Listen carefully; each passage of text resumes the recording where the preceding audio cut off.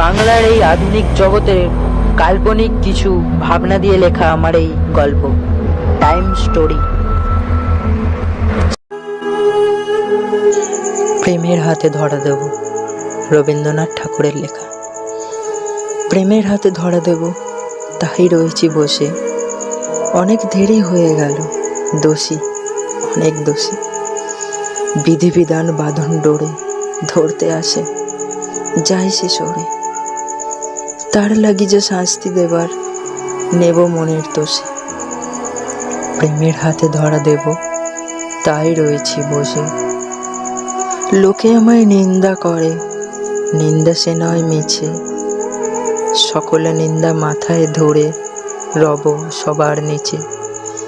শেষ হয়ে যে গেল বেলা, ভাঙলো বেচা কেনার মেলা।